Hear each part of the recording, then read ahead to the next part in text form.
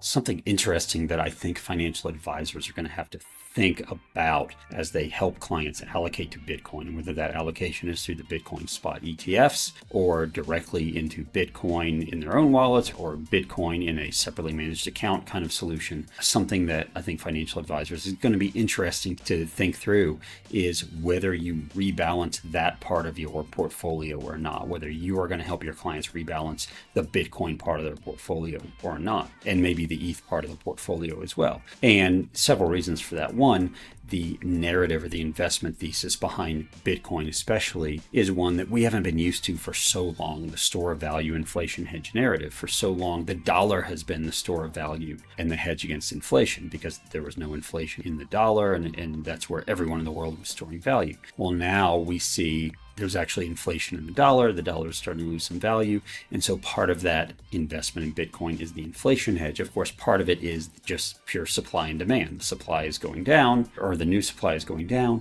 There's more demand from the spot ETFs, which I think is going to cause more demand from like corporates that are going to own it, corporations that are going to own it. It's going to be in 401ks. It's going to be, more advisors recommending it, all those things. And that is going to likely drive the price higher. So the thought is, am I going to rebalance, or am I just going to have my investment thesis that's a long term that says I'm going to own it for this number of years or to this, higher price, and then I'll see what happens at that point? Or is it I'm allocating 3% to Bitcoin, and at the end of the quarter, if it's 5% because the price of Bitcoin is going to go up, I'm then going to rebalance into the rest of my portfolio, sell some of my Bitcoin, buy something else that might be down a little bit. Is that going to be the way that advisors go? Or is it going to be no, this sliver, this 3% sliver that I'm making right now to Bitcoin, I'm just going to let it ride for 5 years? That will be an interesting conversation. This kind of the same is true with ETH. The difference with ETH, of course, is we don't have the fixed, verifiable supply. You have a verifiable supply, but it's not fixed. And so what you're looking there for is also kind of long term, kind of like I would equate it to early days kind of investing in Amazon or Microsoft or something like that. It is long term. You need to see how the adoption plays out and how that increases the demand for ETH, and maybe if we have ETH spot ETFs. But both Bitcoin and ETH investments, I think, are long term, and you have to watch them play out. They're highly volatile, and yes, they have been a great part of if we go back and insert Bitcoin into a 70-30 portfolio or something at like a 2%, we know that if you rebalance quarterly, it actually outperforms the 70-30. But moving forward, actually, if we go back, just buying a bunch of Bitcoin at one point and just leaving it there for years outperformed all of it. So looking forward, financial advisor is going to have the investment thesis that says, look, I'm just going to hold on to Bitcoin for 3 years or 5 years or whatever it might be, almost no matter what, until something really forces me out of it or forces my clients out of it. Or am I going to rebalance this regularly? Of course, if you're not in the ETFs,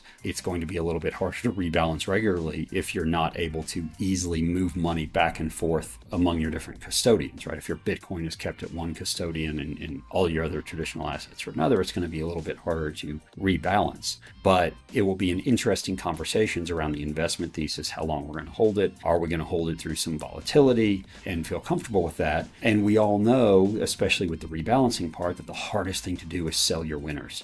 And so the question is, are financial advisors going to be able to get clients to go, look, Bitcoin went up from, where it is right now, 51, 52,000 up to 100,000. Okay, we have to sell. We have to take some off the table and put it back into your other assets. And that's going to be really hard for clients to sell, because you're going to go, oh, well, if it went up to 100, it can go up to 200. And this person, on CNBC says they think it'll go to 250. And so I just want to hold on to it. But in my opinion, part of the role of the financial advisor is let's help set a plan, an investment thesis. This is how it's going to work. This is what we're going to invest in. This is how long we're going to rebalance quarterly, almost no matter what, or we're going to rebalance when it gets to a certain level of your portfolio that we don't feel comfortable going beyond.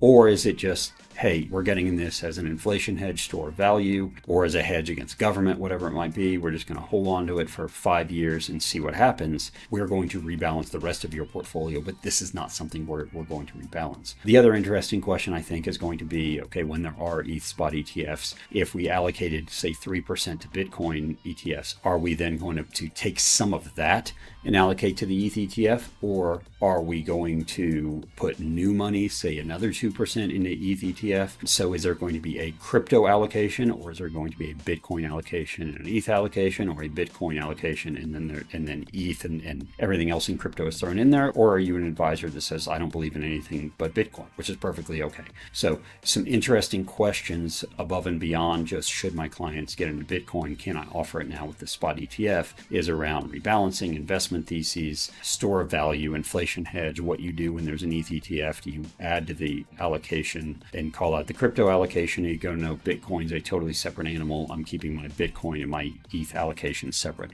Interesting questions that I think financial advisors are going to have to come to above and beyond. Do I add ETFs to my investment offerings for my clients?